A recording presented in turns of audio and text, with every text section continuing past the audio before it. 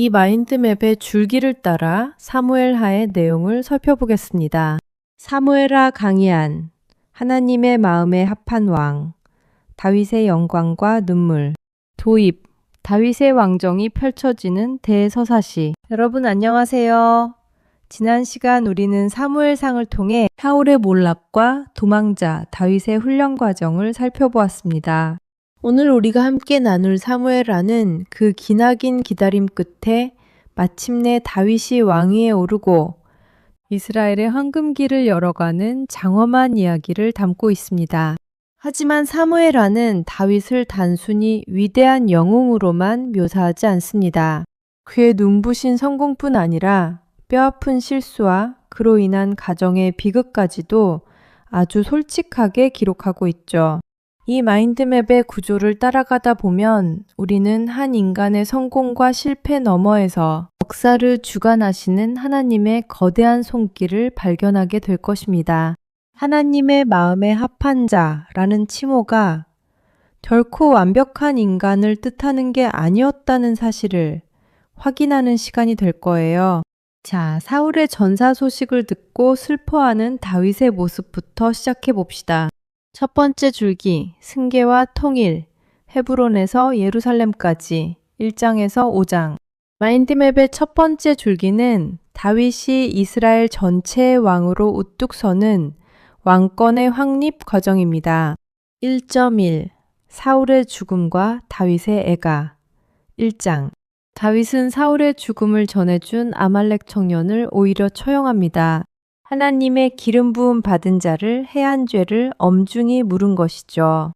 그리고 사울과 요나단을 위해 활의 노래라는 애가를 지어 온 유다 족속에게 가르칩니다. 자신을 죽이려던 원수 사울을 진심으로 애도하는 다윗의 넓은 가슴은 그가 단순히 정적을 제거하려던 정치인이 아니라 하나님 중심의 사람임을 보여줍니다. 1.2. 헤브론의 7년과 북왕국의 갈등 2장에서 4장. 다윗은 여호와께 묻고 헤브론으로 올라가 유다의 왕이 됩니다. 하지만 이스라엘은 여전히 분열되어 있었습니다. 사울의 군사령관 아브네르가 사울의 아들 이스보셋을 왕으로 세웠기 때문이죠. 두 집안 사이에 전쟁이 길어지지만 성경은 다윗은 점점 강하여 가고 사울의 집은 점점 약하여 가니라고 기록합니다. 결국 이스보셋은 암살당하고 다윗은 그 암살자들을 처벌하며 공의를 세웁니다. 다윗은 힘으로 왕권을 찬탈하지 않고 하나님이 상황을 열어주실 때까지 인내하며 기다렸습니다. 1.3. 예루살렘 점령과 통일 이스라엘 5장. 마침내 이스라엘 모든 지파가 다윗을 찾아와 왕으로 추대합니다. 다윗은 여부스 사람이 지키던 시온산성을 빼앗아 다윗성이라 이름하고 예루살렘을 수도로 삼습니다. 블레셋의 침공도 하나님의 지시를 따라 완벽하게 물리치죠. 이제 명실상부한 다윗의 시대가 활짝 열렸습니다. 두 번째 줄기, 하나님 중심의 왕정, 언약과 은혜, 6장에서 10장. 두 번째 줄기는 다윗 왕정의 신학적 핵심인 언약궤와 하나님의 약속에 관한 이야기입니다. 2.1. 언약궤의 예루살렘 입성, 6장. 다윗은 가장 먼저 하나님의 임재를 상징하는 언약궤를 예루살렘으로 모셔오려 합니다. 첫 시도에서 우사가 법궤를 손으로 만졌다가 죽는 비극이 있었지만 다윗은 다시 정해진 규례대로 궤를 메고 들어옵니다. 어린아이처럼 기뻐하며 춤추는 왕의 모습. 이를 업신여겼던 아내 미갈은 자식이 없게 되는 수치를 당합니다. 이는 다윗 왕국이 왕의 체면이 아니라 하나님의 영광을 우선하는 나라임을 선포하는 사건이었습니다. 2.2. 다윗 언약, 영원한 나라의 약속, 7장. 다윗은 화려한 궁전에 사는데 하나님의 궤는 휘장 가운데 있는 것이 죄송해 성전을 짓고 싶어 합니다. 그때 하나님은 나단 선지자를 통해 놀라운 응답을 주십니다. 네가 나를 위해 집을 짓겠느냐? 아니다. 내가 너를 위해 집, 왕조를 지어주겠다. 이것이 성경의 핵심인 다윗 언약입니다. 내 후손의 위가 영원히 견고하리라는 이 약속은 훗날 다윗의 후손으로 오실 메시아, 예수 그리스도를 가리킵니다. 다윗은 감격하여 주 여호와여 나는 누구오며 내 집은 무엇이관대 라며 겸손의 기도를 올립니다. 2.3 무비보셋과 자비의 정책 8장에서 10장 다윗은 대외적으로 블레셋, 모압, 아람 등을 정복하며 영토를 확장합니다. 하지만 그는 힘만 쓰는 왕이 아니었습니다. 요나단과의 언약을 기억하여 사울의 손자 무비보셋을 찾아내어 자신의 식탁에서 함께 먹게 합니다. 헤세드, 사랑과 자비를 실천한 것이죠. 강함과 부드러움을 동시에 지닌 왕의 모습이 이때 완성됩니다. 세 번째 줄기, 어두운 그림자, 죄와 그 파장, 11장에서 14장 마치 찬란한 태양이 비칠 때 짙은 그림자가 생기듯 세 번째 줄기에서는 다윗 인생의 치명적인 오점이 드러납니다. 11장, 12장 밧세바와 우리야 그리고 나단의 손가락 두 아들은 전쟁터에 나가 있는데 다윗은 왕궁 지붕 위를 거닐다 목욕하는 밧세바를 보고 범죄합니다. 죄를 덮기 위해 충성스러운 신하 우리아를 비열하게 죽게 하죠. 완전 범죄인 줄 알았지만 하나님은 다 보고 계셨습니다. 나단 선지자가 와서 부유한 자가 가난한 자의 어린 암양 한 마리를 뺏은 비유를 들려주자 다윗은 경노합니다. 그때 나단이 외칩니다. 당신이 그 사람이라. 다윗은 즉시 무릎을 꿇고 회개합니다. 하나님은 용서하셨지만 칼이 내 집에서 영원토록 떠나지 아니하리라는 뼈아픈 징계가 선포됩니다. 13, 14장 가문의 비극 암논과 압살롬 다윗의 죄는 자녀들의 삶에 독버섯처럼 번져갑니다. 첫째 아들 암논이 이복누이 다말을 욕보이고 이에 분노한 압살롬이 암논을 살해합니다. 다윗은 이 일들에 대해 아버지로서 공의를 세우지도 아들을 진정으로 용서하지도 못하고 우유부단하게 대처합니다. 결국 마음이 상한 압살롬은 아버지의 얼굴을 보지 못한 채 3년을 보내며 반역의 칼을 갈게 됩니다. 네 번째 줄기, 반역과 환란, 압살롬의 반역, 15장에서 20장. 네 번째 줄기는 다윗 왕정 최대의 위기인 압살롬의 반역과 그 수습 과정입니다. 15장에서 17장, 맨발로 오는 왕, 다윗의 피난길, 압살롬은 성문길에서 백성들의 마음을 훔칩니다. 그리고 헤브론에서 스스로 왕이라 선포하죠. 다윗은 예루살렘을 피로 물들이지 않기 위해 비참하게 피난길에 오릅니다.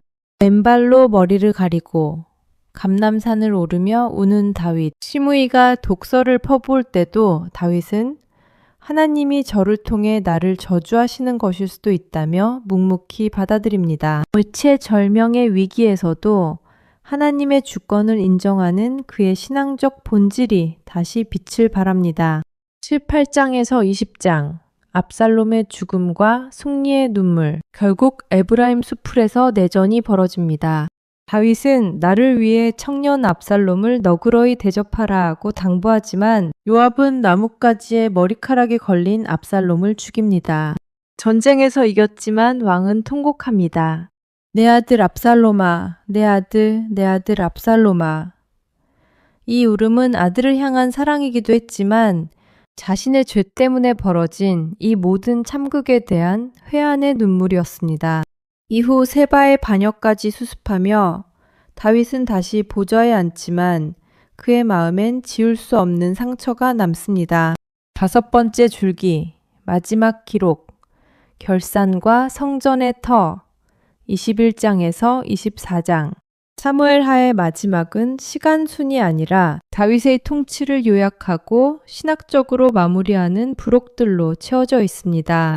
21장에서 23장. 거인들과의 전투와 다윗의 노래, 사울의 실수를 갚는 기브온 사람들의 이야기, 그리고 다윗의 곁을 지켰던 용사들의 명단이 열거됩니다. 또한 사무엘하 22장에는 다윗의 장엄한 찬송시가 실려 있습니다. 여호와는 나의 반석이시요 나의 요새시요 평생 자신을 건져주신 하나님에 대한 감사의 결산입니다. 다윗의 마지막 말은 공의로운 통치가 무엇인지를 선포하며 후대 왕들에게 교훈을 줍니다. 24장 인구조사와 아라우나의 타작마당. 마지막 사건은 다윗의 교만이 낳은 인구조사입니다. 하나님을 의지하는 대신 자신의 군사력을 세려했던 것이죠. 이로 인해 전염병이 임하고 7만 명이 죽습니다. 다윗은 하나님 앞에 회개하며 아라우나의 타작마당에서 제사를 드립니다. 그때 재앙이 그칩니다. 놀라운 사실은 이 타작마당이 훗날 솔로몬 성전이 세워지는 자리가 된다는 것입니다. 다윗의 범죄와 회개의 자리에서 하나님의 성전이 시작되었다는 사실은 이스라엘의 역사가 인간의 의로움이 아니라 하나님의 긍휼 위에 세워졌음을 상징적으로 보여줍니다. 결론. 사무엘하가 오늘 우리에게 주는 메시지. 오늘 우리는 다윗의 왕관이 씌워지는 영광부터 그 왕관이 땅에 떨어져 진흙탕에 구르는 고통의 시간까지 사무엘하 전체를 훑어보았습니다. 사무엘하가 오늘 우리에게 던지는 메시지는 3가지입니다. 우리는 모두 은혜가 필요한 죄인입니다. 위대한 다윗조차 육신의 정욕 앞에 무너졌습니다. 인간은 결코 자기 힘으로 거룩함을 유지할 수 없습니다. 늘 하나님 앞에 정직하게 서는 회개가 중요합니다. 죄에는 반드시 책임이 따릅니다. 다윗의 죄는 용서받았으나 그 파장은 자녀들과 나라 전체에 고통을 주었습니다. 거룩한 삶은 단순히 복을 받기 위함이 아니라 우리에게 맡겨진 소중한 공동체를 지키기 위함입니다. 하나님은 영원한 나라를 꿈꾸게 하십니다. 다윗 왕조는 흔들리고 불완전했지만 하나님은 그 계보를 통해 영원하고 온전한 왕이신 예수 그리스도를 준비하셨습니다. 우리의 불완전함 속에서도 하나님은 당신의 완전한 계획을 이루어 가십니다. 여러분의 인생에도 다윗처럼 찬란한 승리의 순간과 숨기고 싶은 부끄러운 실패의 순간이 있을 것입니다. 이 마인드맵의 구조를 기억하십시오. 하나님은 우리의 성공만을 보시는 분이 아닙니다. 실패의 자리에서 다시 하나님을 찾고 그분의 긍휼에 매달리는 우리의 중심을 보십니다.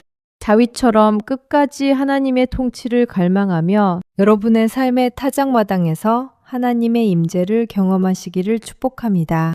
경청해 주셔서 감사합니다. 구독과 좋아요 부탁드려요.